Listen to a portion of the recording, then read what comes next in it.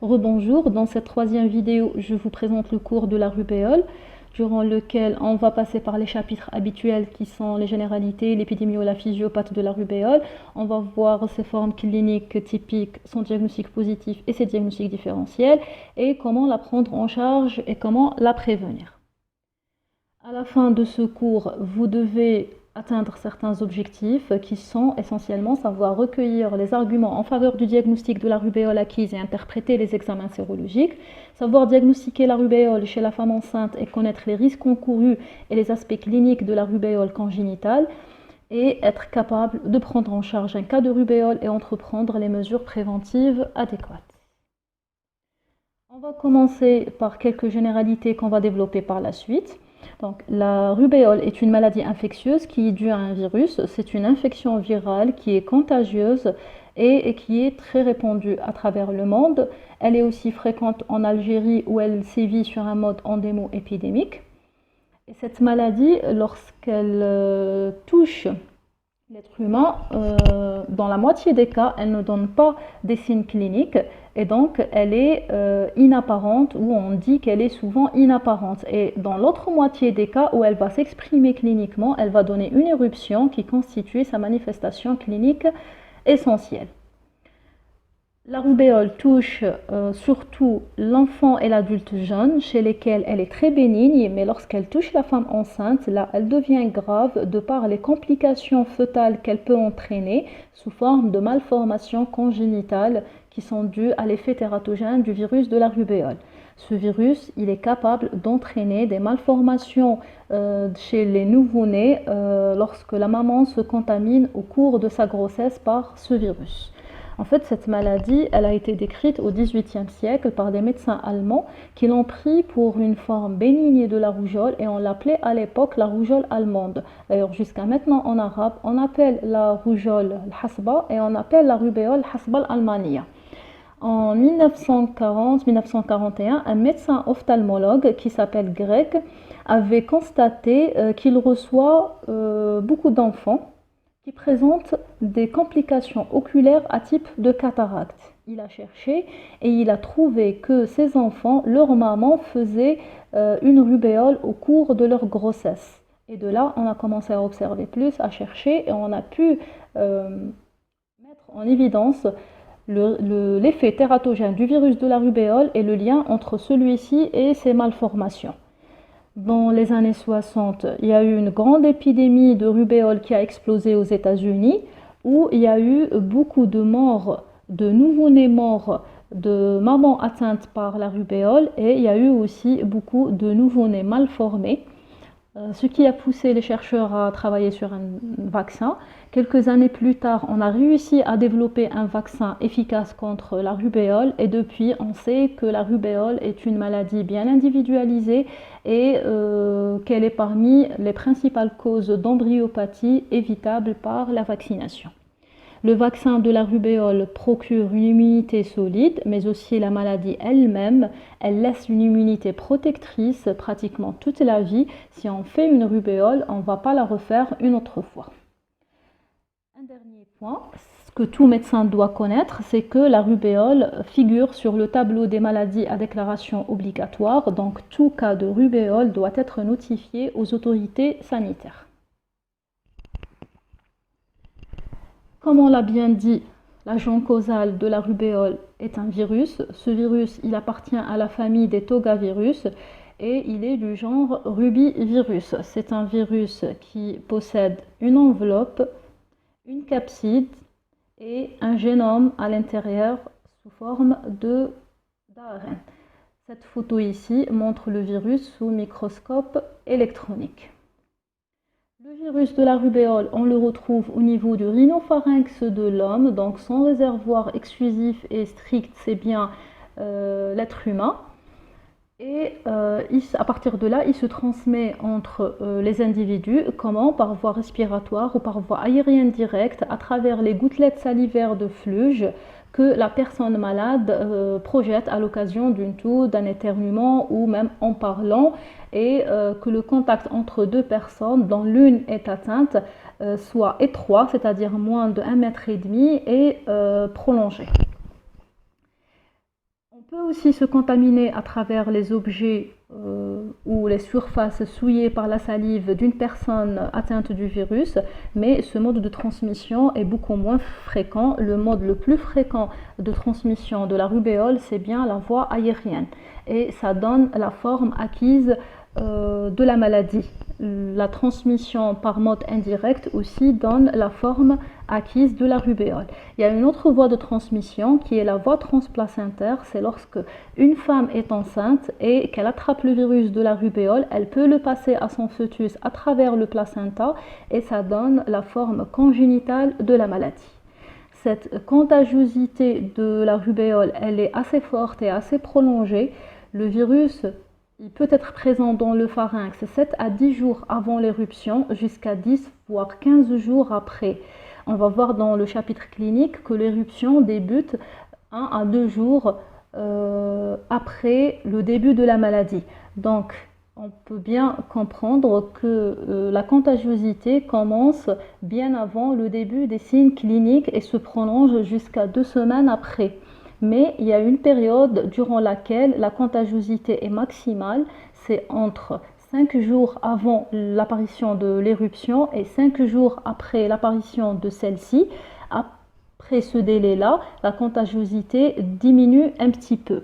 Je vous montre ici le pouvoir de contagiosité du virus. Vous pouvez voir que lorsqu'une personne est atteinte ou porteuse du virus de la rubéole, elle peut contaminer 5 à 7 personnes autour d'elle. Donc la contagiosité, elle est assez importante. Et encore une particularité par rapport à ce pouvoir de contagiosité du virus de la rubéole, c'est que lorsqu'il s'agit de nouveau-nés de mères infectées, et ces nouveau-nés qui naissent avec le virus de la rubéole peuvent le garder de façon très prolongée, qui peut aller jusqu'à plusieurs mois. Ils l'excrètent et ils sont contagieux pour leur entourage pendant une période qui va de 4 à 6 mois. Dans certaines études, on dit même qu'un nouveau-né infecté par le virus de la rubéole peut rester contagieux jusqu'à une année. Une autre caractéristique sur le plan épidémiologique, c'est que la rubéole est capable d'entraîner des épidémies. Bien sûr, elle est endémique en Algérie, elle est présente de façon habituelle chez nous, mais au moment de l'hiver et du printemps, elle est capable d'entraîner la recrudescence des cas. On aura beaucoup de cas et même des épidémies au sein des collectivités. Donc, grosso modo, c'était ça en ce qui concerne l'épidémiologie de la rubéole. Qu'est-ce qui se passe du point de vue physiopathologique? Alors, le virus, il va pénétrer par voie aérienne, donc par la bouche ou par le nez.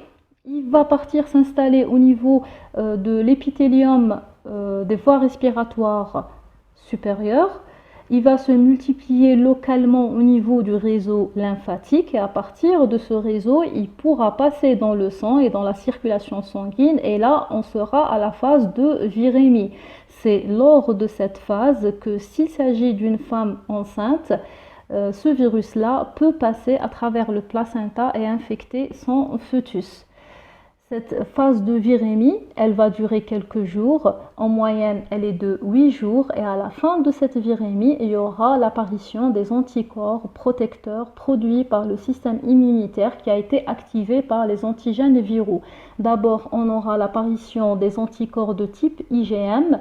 Peu de temps après, 10 à 15 jours après, on aura l'apparition des anticorps de type IgG. Sachez que les anticorps IgM persistent pendant quelques semaines puis disparaissent.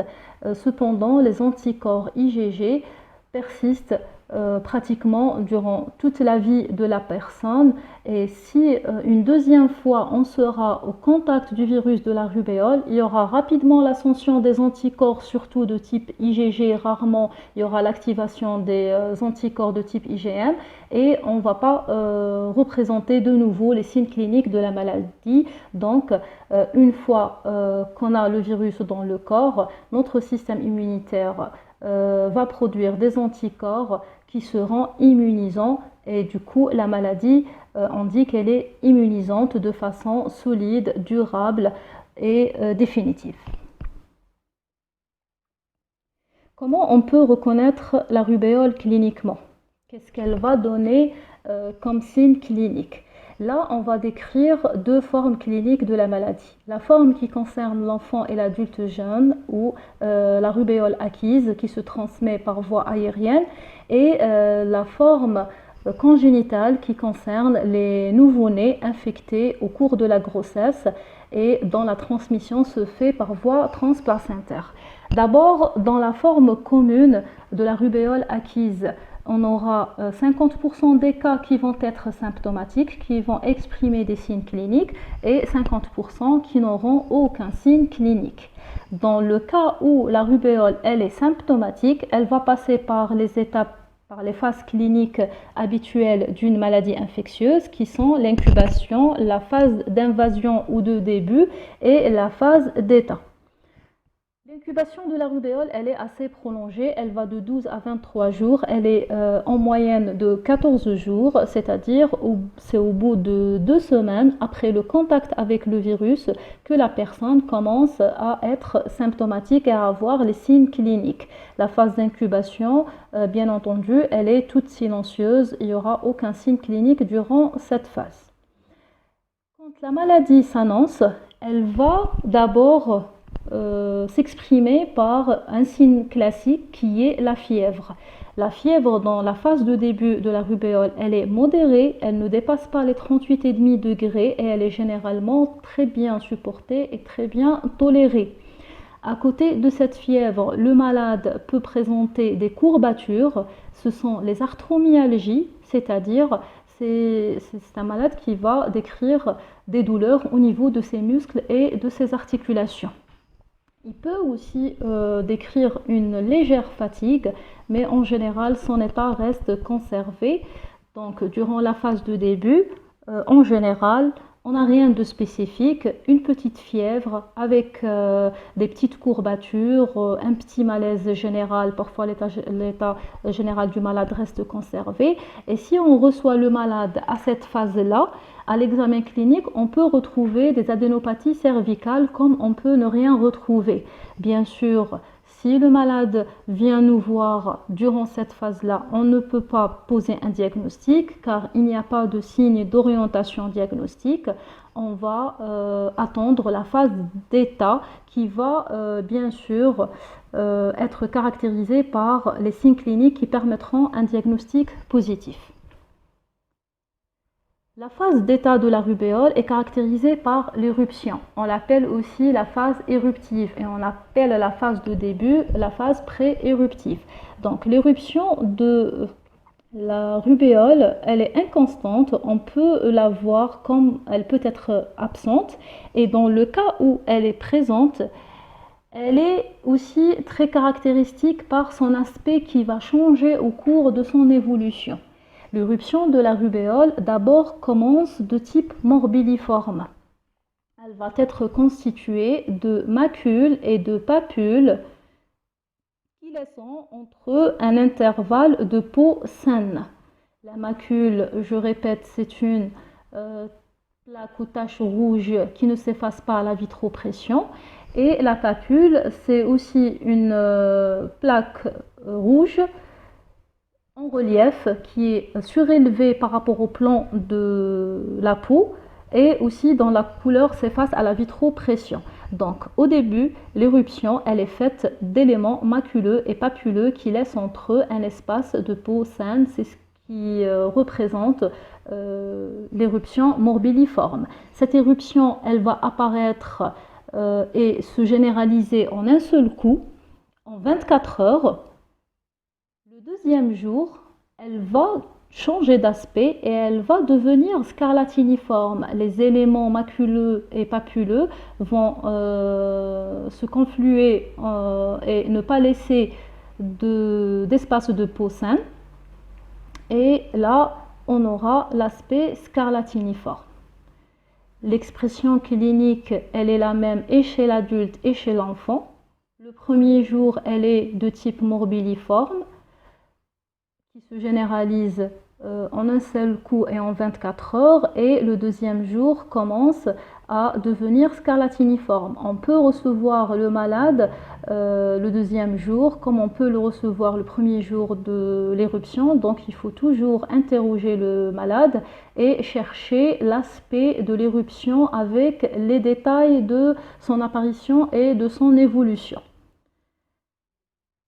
À la phase d'état, lorsque l'éruption apparaît, si on examine la cavité buccale du malade, on va retrouver un signe qui a une valeur d'orientation diagnostique en présence avec cette éruption qui change d'aspect avec la fièvre modérée. Quel est ce signe? C'est les pétéchies purpuriques au niveau du voile du palais. Le purpura, c'est des taches rouges vives qui ne s'effacent pas à la vitropression. Quand c'est au niveau de la cavité buccale et on prend la baisse-langue et on essaye d'exercer un petit peu une pression pour voir si ça s'efface ou pas, donc ça ne s'efface pas. Aussi, on peut retrouver une rougeur du rhinopharynx qui est la pharyngite, mais la pharyngite n'est pas spécifique, rien de spécificité par rapport à la rubéole, et le malade aussi peut décrire des maux de gorge. À cette phase-là, un autre signe que s'il est présent avec ces signes-là et avec l'éruption et avec la fièvre au départ, aura une valeur diagnostique d'orientation, c'est les adénopathies cervicales. Donc au niveau des chaînes ganglionnaires cervicales, on trouvera des ganglions augmentés de volume, mobiles et indolores, parfois sensibles de façon très discrète, qui sont pratiquement tout le temps présents lors d'une rubéole. Donc, en récapitulant, dans la phase d'état de la rubéole, on aura quelques signes qui auront une valeur et qui pourront orienter le diagnostic. On aura une éruption qui commence d'abord morbilliforme le premier jour, elle devient scarlatiniforme le deuxième jour, associée à des adénopathies cervicales, à une pharyngite et à un purpura pétéchial qui a une plus grande valeur diagnostique. Si on a tous ces signes cliniques, avec une fièvre au départ qui est modérée, on pourra évoquer et poser un diagnostic clinique de la rubéole. Une petite remarque, c'est que lors de la phase d'état, la fièvre pratiquement disparue, il n'y a plus de température élevée du corps. Comment ça va évoluer cette éruption? Alors, elle va disparaître rapidement. Le troisième jour, on peut ne rien plus retrouver. Comme elle peut prendre encore quelques jours, c'est-à-dire c'est au bout de 3 à 5 jours qu'elle va disparaître. Donc elle apparaît le premier jour morbilliforme, le deuxième jour elle devient scarlatiniforme et le troisième jour, voire le cinquième jour, elle disparaît complètement sans laisser de cicatrices. Par contre, les adénopathies peuvent persister un peu plus de temps, voire plusieurs semaines, pour disparaître. C'est tout à fait normal et ce n'est pas inquiétant, chose qu'il faut expliquer aux malades. Donc, en général, l'évolution de la rubéole, elle est toute bénigne et elle se fait spontanément vers la guérison. La mortalité, elle est presque nulle dans la rubéole acquise et on pourra quelquefois avoir certaines complications au cours de l'évolution d'une rubéole. Ces complications restent pratiquement bénignes, sauf une de ces complications qui peut être grave et mortelle. Quelles sont ces complications? Alors, on peut avoir des polyarthrites qui sont l'apanage des adolescents et des adultes, et ça se voit surtout chez les femmes. Elles apparaissent le deuxième jour de l'éruption sous forme de signes inflammatoires au niveau des articulations métacarpophalangiennes, les poignets et au niveau des genoux. Quand on parle de manifestations inflammatoires, donc on va parler des signes habituels de l'inflammation qui sont la douleur, la chaleur, la rougeur et la rougeur.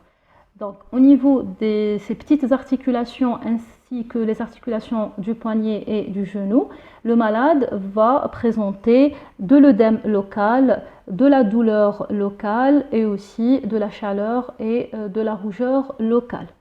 Ces polyarthrites sont en général d'évolution spontanément favorable. Elles vont disparaître au bout de 10 jours, voire 30 jours, c'est-à-dire maximum de 1 mois, et elles vont disparaître sans laisser de séquelles, sans aucun problème. C'est une des complications qui se voient relativement un peu plus que les autres dans la rubéole, mais quand on les a, on rassure le malade car ce sont des complications bénignes.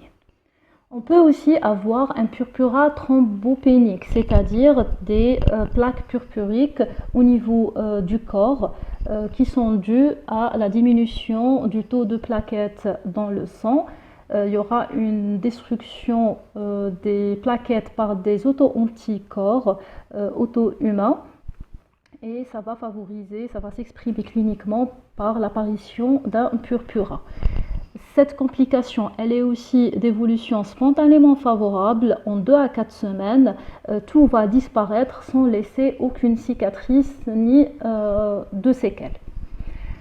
On aura aussi d'autres atteintes qui concernent le foie sous forme d'hépatite cytolytique ou le cœur avec ses tuniques, le myocarde, le péricarde sous forme de myocardite et de péricardite, ou encore on peut avoir des névrites, mais toutes ces complications-là sont très rares et évoluent généralement de façon favorable spontanément.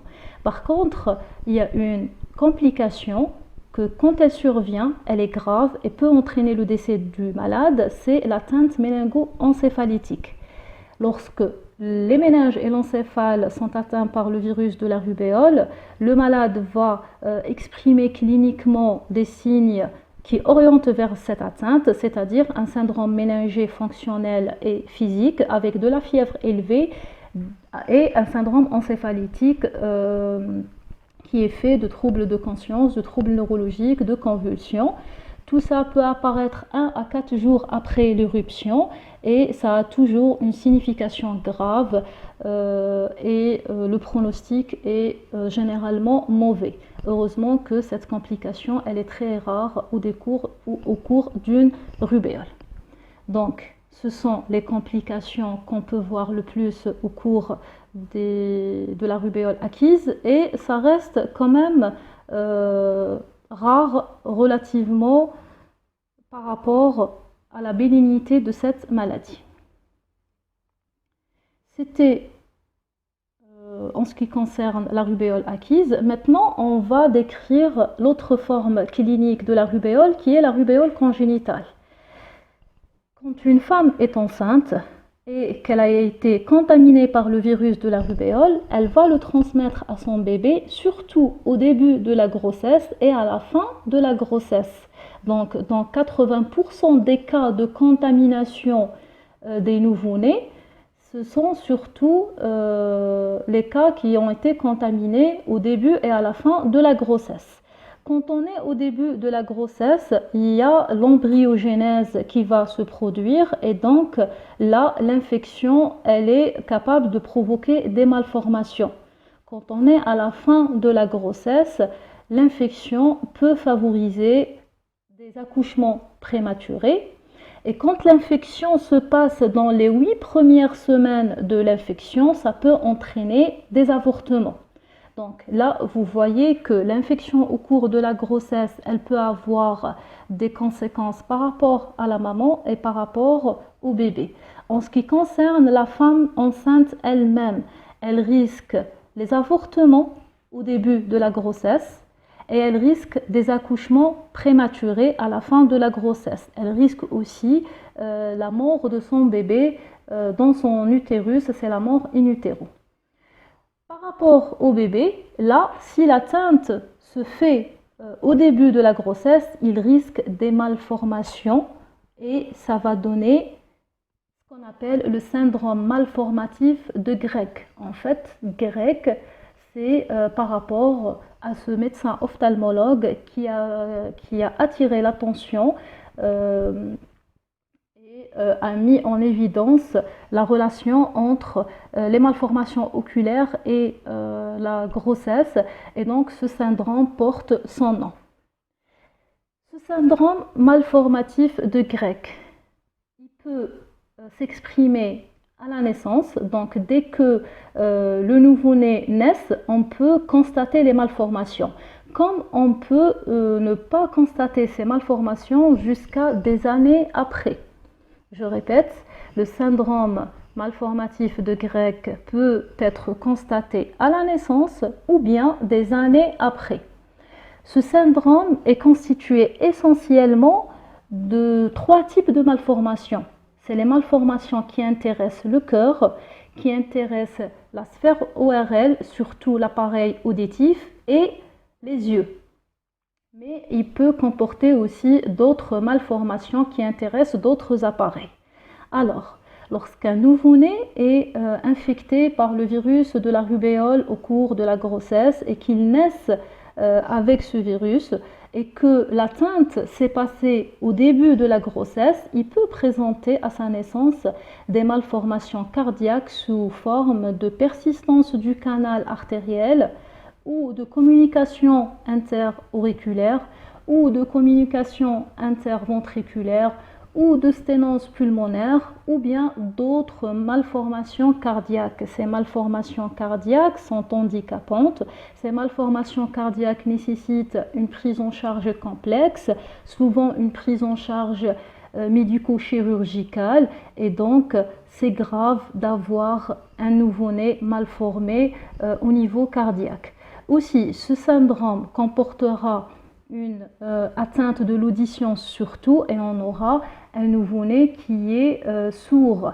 La surdité, on ne peut pas la détecter à la naissance, on peut par contre la détecter plusieurs mois, voire plusieurs années après. C'est quand le nourrisson commence à parler, enfin lorsqu'il est à l'âge où il doit commencer à parler et qu'il ne peut pas parler parce qu'il est déjà à la base sourd, ou lorsque les parents sont très attentifs, on peut détecter cette surdité très précocement au cours de la vie. C'est lorsque le nourrisson ne prête pas attention au bruit autour de lui ou aux stimulus sonores.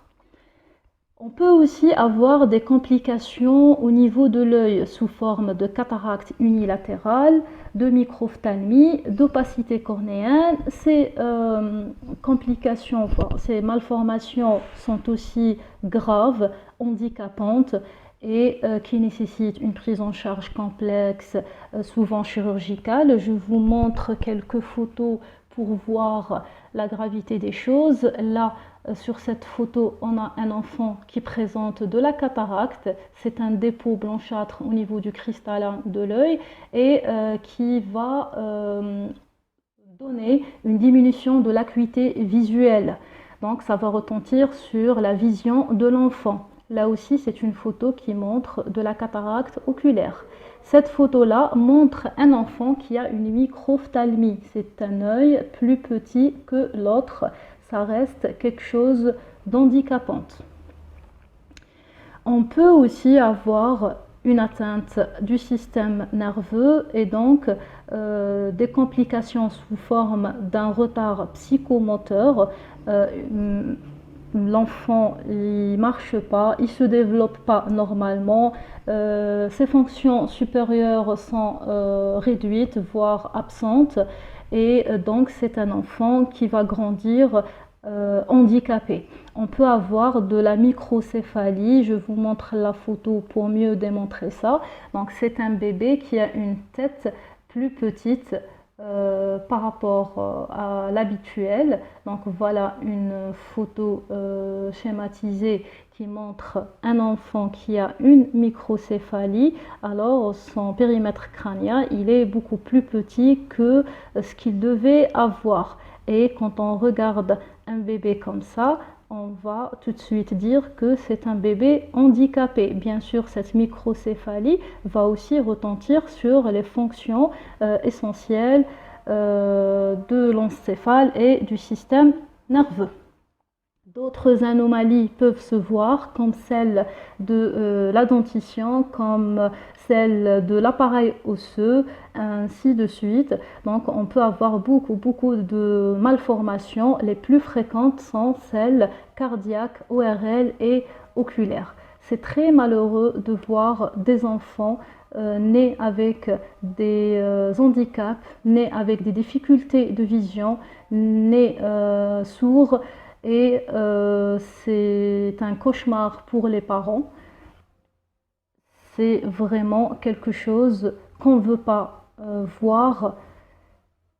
Puisqu'il existe un vaccin très efficace, on va en parler à la fin du cours. Donc,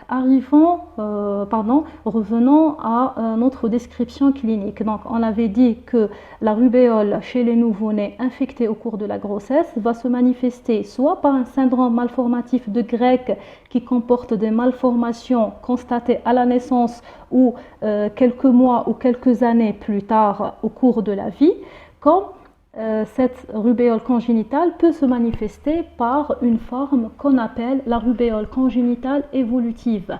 C'est une forme plus grave que le syndrome polymalformatif de Grech. Cette forme clinique, elle est caractérisée par une atteinte pluriviscérale. L'enfant, il va naître avec une atteinte, des atteintes multiples. Alors, on peut avoir de l'hépatosplénomégalie à la naissance, de l'ictère, une atteinte méningée, une pneumopathie, on peut avoir du purpura thrombopénique, des lésions osseuses. Le nouveau-né, il est de petit poids, donc il présente une hypotrophie. Et aussi, dans cette forme, le nouveau-né, il présente dès la naissance des malformations associées à ces atteintes multiviscérales.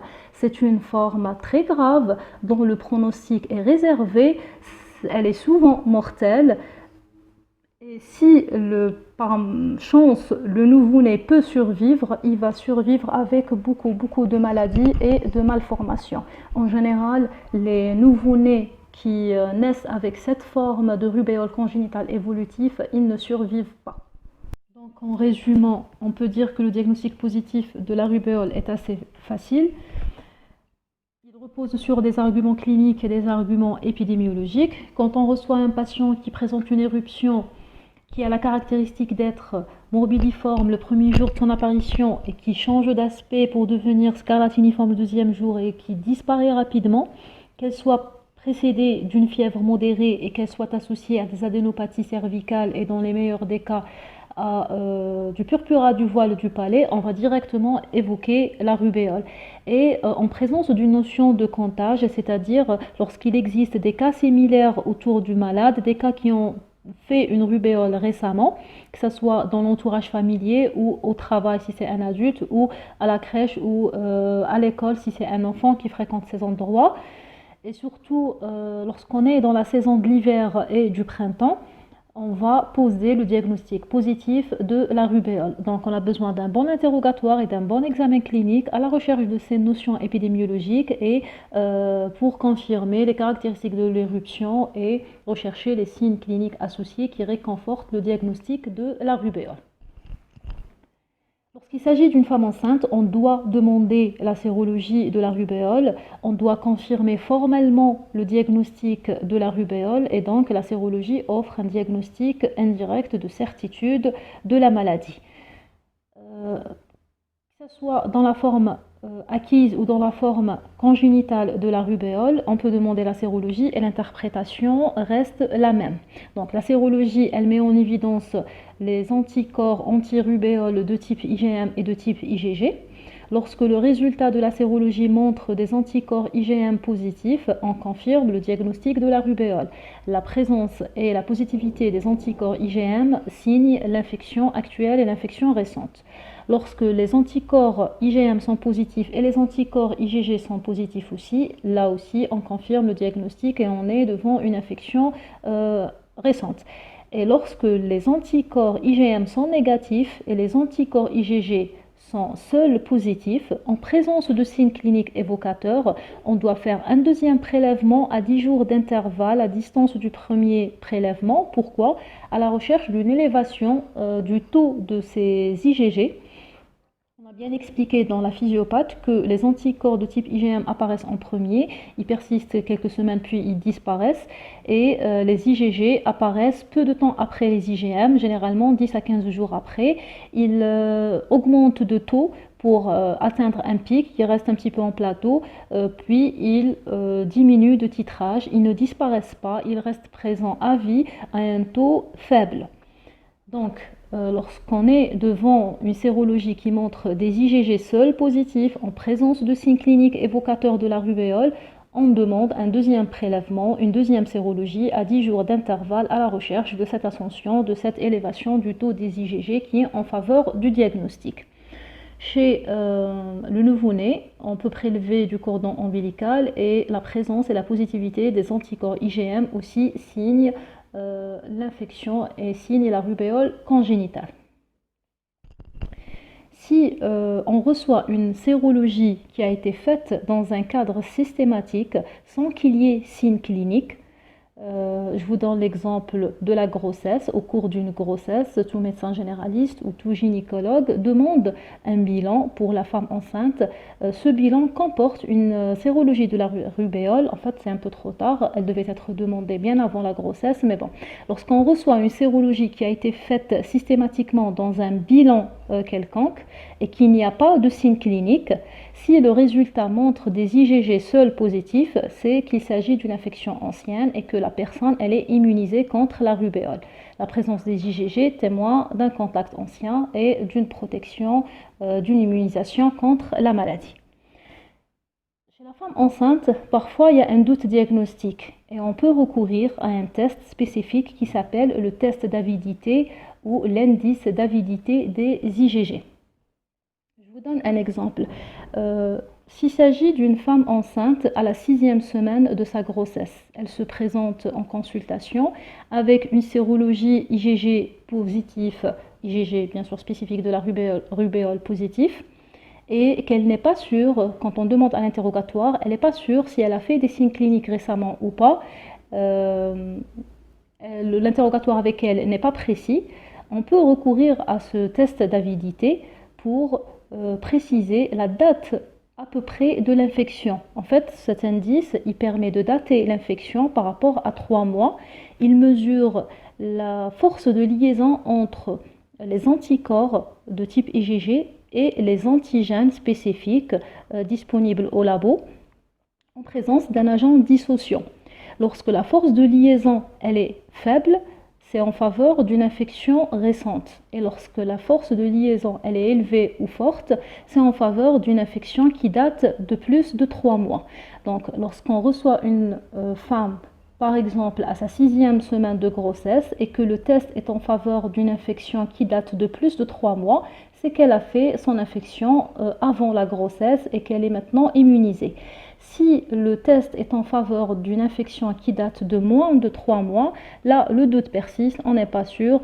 Si elle a été contaminée récemment, c'est probablement le cas. Et là, on va être prudent et on va suivre la femme de très près, surtout par le gynécologue. On dispose d'autres moyens de diagnostic de certitude, bien sûr. Il existe la PCR qui va isoler le génome viral, mais la PCR, c'est une technique qui n'est pas tout le temps disponible et qui est coûteuse. Par exemple, à l'hôpital ici à Oran, la PCR de la rubéole n'est pas disponible. Et si on la demande au privé, ça revient aux alentours de 12 000 à 15 000 dinars. C'est assez cher pour la population en général et c'est parfois inaccessible. La PCR de la rubéole, elle est par contre disponible à l'Institut Pasteur d'Alger. En revanche, la sérologie, c'est une technique très accessible. Elle est disponible à l'hôpital et elle est aussi à un prix abordable au niveau des laboratoires privés. Elle revient aux alentours de 1000-1500 dinars, donc c'est très accessible. On peut aussi cultiver le virus et isoler le virus de la rubéole. Cette technique, on l'a bien dit dans les cours précédents, elle n'est pas de pratique courante, elle a surtout son intérêt en cas où on veut étudier les souches, donc ça a un intérêt scientifique. Concernant le diagnostic différentiel de la rubéole, quelles sont les pathologies qu'on peut confondre avec la rubéole. Il y a plusieurs maladies qui donnent de l'éruption, des maladies infectieuses et non infectieuses. On ne pourra pas les citer toutes, mais là, je vous ai donné les pathologies qu'on confond le plus avec la rubéole. Donc, parmi les diagnostics différentiels les plus importants vis-à-vis de la rubéole, on a la rougeole. On confond souvent ces deux pathologies infectieuses. C'est parce que les deux donnent des éruptions et généralement, c'est très facile de faire la part des choses. On va comparer entre les deux et vous allez voir que c'est assez facile de faire le diagnostic différentiel. Donc, dans la rougeole, si vous vous rappelez bien, dans la phase de début, la fièvre elle est très élevée, elle est à 39-40 degrés et elle est associée à un catarrhe très intense. Alors que dans la phase de début de la rubéole, la fièvre elle est modérée et généralement il n'y a pas de catarrhe. Dans la phase éruptive et dans l'éruption de la rougeole, la chronologie d'apparition elle est très caractéristique. L'éruption qui est de type morbilliforme, elle prend plusieurs jours pour se généraliser de façon ascendante et elle prend plusieurs jours pour disparaître. Pratiquement, c'est au bout d'une dizaine de jours qu'elle va commencer à disparaître. Et au cours de au cours de l'éruption, la fièvre, elle est toujours élevée et le catarrhe est toujours intense. Alors que dans la rubéole, l'éruption qui commence morbilliforme, elle se généralise d'un seul coup le premier jour, elle va changer d'aspect pour devenir scarlatiniforme et elle va disparaître rapidement. Généralement, à cette phase-là, dans la rubéole, la fièvre, elle a disparu et même s'il existe un catarrhe, il est très très discret, souvent il est absent. Donc, dans la rubéole, l'éruption, elle change d'aspect. Dans la rougeole, elle ne change pas d'aspect. Dans la rubéole, elle disparaît rapidement. Dans la rougeole, elle prend plusieurs jours déjà pour se généraliser et elle prend plusieurs jours pour disparaître. Les signes cliniques au début des deux maladies et à la phase d'état des deux maladies ont leurs caractéristiques qui permettent de faire la différence entre les deux diagnostics. Une deuxième pathologie qui peut être confondue avec la rubéole, c'est la scarlatine. C'est parce que c'est une maladie aussi qui donne une éruption scarlatiniforme. Mais dans la scarlatine, on retrouve une angine rouge ou une angine blanche. Ce n'est pas le cas dans la rubéole. La fièvre dans la scarlatine, elle est élevée. Ce n'est pas le cas dans la rubéole. Encore, la maladie de l'exanthème subi ou la roséole infantile qui est due à l'herpès virus 6. C'est une pathologie infectieuse qui donne un rash morbilliforme, mais dans l'exanthème subi ou la roséole infantile, dès que l'éruption morbilliforme apparaît, la fièvre disparaît et généralement cette éruption, elle disparaît aussi rapidement, mais elle ne change pas d'aspect, ce qui permet de la différencier de celle de la rubéole. On a aussi le mégalérythème épidémique. Cette pathologie infectieuse peut donner un rash morbilliforme, mais les éléments de l'éruption prennent un aspect en dentelle ou un aspect en guirlande en périphérie, ce qui permet de faire un petit peu la différence entre la rubéole et celle-ci. La rubéole, c'est des éléments maculeux-papuleux de petite taille avec un contour régulier, alors que dans le mégalérythème épidémique, c'est un contour en dentelle. La mononucléose infectieuse est parmi aussi les maladies qui posent un diagnostic différentiel avec la rubéole. Et dans la mononucléose infectieuse, on a une angine à fausse membrane, alors que dans la rubéole, il n'y a pas d'angine à fausse membrane. Et enfin, les allergies médicamenteuses ou les toxidermies médicamenteuses qui peuvent aussi donner un rash morbilliforme qu'on peut confondre avec la rubéole. Dans la toxidermie médicamenteuse, on avait dit qu'il y a le prurite qui permet de la différencier de la rougeole, mais avec la rubéole, ce n'est pas vraiment le cas. Dans la rubéole, on peut avoir un léger prurite, mais dans le cas d'une allergie médicamenteuse, c'est clair, on ne va pas retrouver les autres signes qui vont orienter le diagnostic, les adénopathies cervicales, le purpura du palais et bien sûr il y aura la notion de prise médicamenteuse qui déclenche l'allergie médicamenteuse. Comment on traite la rubéole? Donc, le traitement de cette maladie est essentiellement symptomatique. D'ailleurs, il n'y a pas d'antiviral spécifique à la rubéole et la maladie, elle évolue favorablement vers la guérison sans qu'on donne aucun médicament. En général, on prescrit du paracétamol pour soulager le malade s'il a des douleurs, s'il a des arthromyalgies, s'il a des céphalées ou des polyarthrites. Donc le traitement de la rubéole est purement symptomatique. Ce qui compte vraiment, ce sont les mesures préventives que tout médecin doit entreprendre et doit appliquer quand il reçoit un malade atteint de la rubéole.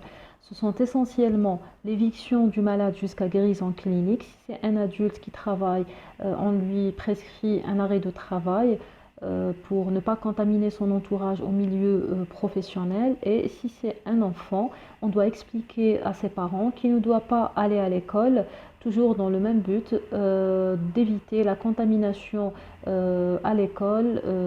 C'est des milieux de collectivité et donc ça peut entraîner des épidémies.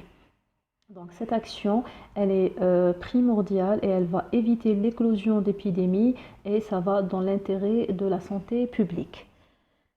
Quand on reçoit un malade atteint de la rubéole également, on doit l'interroger et chercher si il existe une femme enceinte autour de lui qui est non immunisée contre la rubéole, c'est-à-dire qui n'a jamais fait de rubéole et qui n'a pas reçu le vaccin de la rubéole et tout simplement qui ne connaît pas son statut vis-à-vis de la rubéole. Donc si ce malade-là il a une femme enceinte autour de lui ou qui habite avec lui sous le même toit, elle doit rester loin de lui, elle doit éviter le contact respiratoire étroit avec ce malade et de toucher les objets et les surfaces que touche ce malade sans qu'il y ait une hygiène rigoureuse des mains. Et comme dernière mesure préventive, c'est la déclaration obligatoire de la maladie. Tout médecin, comme on l'a bien dit au départ, doit déclarer le cas de la rubéole aux autorités sanitaires. On dispose de fiches spéciales qu'on doit remplir et envoyer à la direction de la santé de la wilaya qui à son tour l'envoie au département de prévention au niveau du ministère de la Santé nationale et toutes ces déclarations sont notifiées à l'Organisation mondiale de la santé qui est l'OMS. C'est surtout pour évaluer les programmes de vaccination. Lorsqu'une femme enceinte est contact d'un sujet malade, c'est-à-dire qu'elle entre en contact avec une personne atteinte de la rubéole, on peut lui administrer des immunoglobulines spécifiques ou standards et c'est la sérothérapie ou c'est la séroprévention. Cette séroprévention, elle ne fait que réduire le risque de contracter une rubéole, mais pas le risque d'embryopathie, c'est-à-dire que ces immunoglobulines vont éviter à la femme de tomber malade ou d'exprimer les signes de la maladie, mais si le virus est passé, il peut traverser le placenta et donc le risque de malformation persiste. Lorsqu'on reçoit une femme enceinte atteinte de la rubéole, on doit tout lui expliquer concernant les risques encourus par rapport à elle et par rapport à son bébé. C'est une situation dramatique par rapport à la femme enceinte et une situation très délicate pour le médecin traitant. C'est dur d'annoncer à la femme qu'elle peut avoir un bébé mal formé ou que son bébé peut mourir dans son utérus ou qu'elle risque l'accouchement prématuré ou l'avortement si c'est au début de la grossesse. Donc tout ça, c'est difficile à le dire à une femme enceinte. Dans les pays occidentaux, dans ces cas-là, on propose ou on indique l'ITG qui est l'interruption thérapeutique de la grossesse. Chez nous, ça reste une question complexe. Toute femme enceinte doit être suivie étroitement par le gynécologue. Elle doit bénéficier d'échographie obstétricale de façon mensuelle, c'est-à-dire chaque mois, elle doit faire son écho obstétrical pour détecter les malformations, pour suivre l'état de son fœtus et son état bien sûr. Et le nouveau-né doit être suivi par un pédiatre dès sa naissance et jusqu'à plusieurs années après sa naissance, justement par rapport aux malformations qui peuvent apparaître très tardivement après la naissance. Malheureusement, cette situation, elle pourra être évitée grâce à un moyen très efficace qui est la vaccination. Certes, en Algérie, le vaccin a été introduit très récemment, depuis 2015-2016, qu'on a introduit le vaccin de la rubéole dans le calendrier national vaccinal. Ce vaccin, il est combiné à celui des orients et celui de la rougeole, c'est l'Aurore vaccin. En principe, avec moi, vous avez bien appris ce vaccin, de quoi il s'agit et comment on le donne. C'est pas grave, on répète. Donc c'est un vaccin vivant atténué qui est très efficace, qui est très bien toléré, mais contre-indiqué en cas de grossesse. Donc si une femme enceinte se contamine, c'est déjà trop tard, on ne peut pas lui donner ce vaccin. Et aussi, parmi les autres contre-indications, il y a le déficit immunitaire. Toute personne immunodéprimée ne doit pas prendre ce vaccin parce qu'il est vivant atténué. Il risque de provoquer la maladie elle-même. Et en cas d'allergie à l'œuf aussi, ce vaccin il est contre-indiqué. Donc, en ce qui concerne les nouveau-nés qui doivent être obligatoirement vaccinés à la naissance, chez lesquels on le donne à l'âge de 11 mois et à l'âge de 18 mois, deux injections, une première puis un rappel à 18 mois et ça procure une immunité solide et très efficace. Aussi, toute femme, avant de penser à concevoir une grossesse, elle doit connaître son statut virologique vis-à-vis de la rubéole et si elle n'est pas immunisée, elle doit prendre le vaccin pour se protéger et protéger son bébé d'une éventuelle malformation. On peut profiter de l'occasion de la consultation prénuptiale. Chaque couple, avant de se marier, ils ont besoin de passer chez un médecin pour avoir leur certificat médical et pour avoir leur acte de mariage. Donc, lors de cette consultation, le médecin est tenu d'expliquer tout ce qui concerne les maladies sexuellement transmissibles. Il peut aussi expliquer à la femme qu'elle doit connaître son statut sérologique vis-à-vis de la rubéole et si elle n'est pas immunisée, elle peut prendre le vaccin et donc être bien immunisée et bien protégée avant de tomber enceinte. Le rôle du médecin généraliste est très important et donc il peut contribuer à préserver la santé publique par un simple geste, par une simple explication. En conclusion, la rubéole, comme on l'a bien vu, est une infection virale bénigne, mais très redoutable pendant la grossesse du fait qu'elle peut entraîner des malformations qui sont dues à l'effet tératogène très élevé du virus de la rubéole. Quand il s'agit d'une femme enceinte, le diagnostic de la rubéole est sérologique. On doit obligatoirement demander une sérologie pour confirmer la maladie et pour avoir un suivi particulier de la femme enceinte. Quelle que soit la tranche d'âge touchée, le traitement reste symptomatique et pour prévenir cette maladie, pour éviter qu'on ait des enfants handicapés, des enfants mal formés, on dispose de la vaccination, d'un vaccin très efficace qui peut protéger ces enfants de toutes ces complications. Avant de vous dire au revoir, je vous dis merci pour votre attention. Bon courage pour vos révisions et bonne chance pour vos examens. Je vous laisse mon adresse email en cas où vous voulez poser des questions. Je vous dis aussi, n'oubliez pas de porter vos masques et de ramener vos gels hydroalcooliques le jour de l'examen et surtout de respecter la distanciation sociale. Ces gestes barrières vont vous protéger. On est encore en pleine épidémie de la Covid-19 et la discipline par rapport à ces gestes barrières évite la contamination. Donc, au revoir et à une autre occasion avec vous, chers étudiants.